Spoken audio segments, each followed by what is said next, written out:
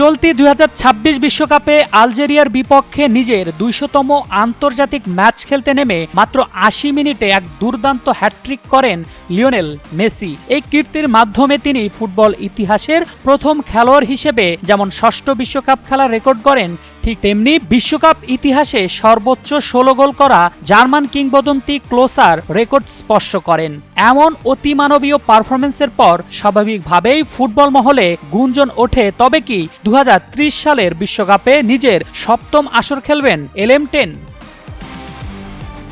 Match শেষে mixed জোনে Argentine সংবাদ মাধ্যম TYC স্পোর্টস এই প্রশ্ন করতেই চিরচেনা বিনীত হাসিতে সব জল্পনা উড়িয়ে দেন মেসি। তিনি স্পষ্ট ভাষায় বলেন, না, এটা কোনোভাবেই সম্ভব নয়। 2030 সালের বিশ্বকাপে মেসির বয়স হবে 42। যদিও তিনি সবসময় বলে এসেছেন যতদিন শরীর সায় দেবে খেলে যাবেন, তবে বিশ্বমঞ্চে তীব্র চাপ যে সেই বয়সে শরীর আর নিতে পারবে না তা বাস্তববাদী সেনাপতির মতো মেনে নিয়েছেন তিনি। তার পুরো মনোযোগ এখন 19 জুলাই নিউ জার্সির ফাইনালে আর্জেন্টিনার হয়ে শিরোপা ধরে রাখার দিকে।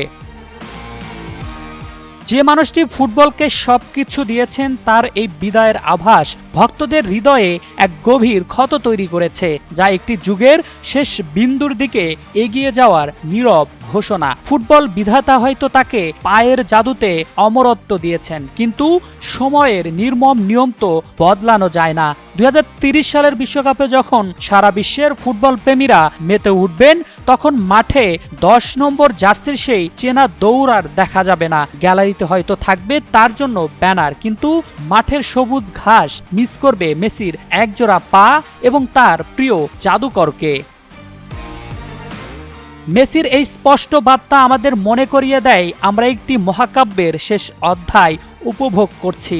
তাই অলিখিতভাবেই বিশ্ব ফুটবলের জাদুকর লিওনেল মেসির এটাই হয়তো শেষ বিশ্বকাপ। কথায় আছে, শেষ ভালো যার সব ভালো তার। মেসি হয়তো শেষটা রাঙিয়ে যাবেন, কারণ তিনি তো রাঙাতে জানেন। আরফিন জুয়েল, যুগান্তর স্পোর্টস।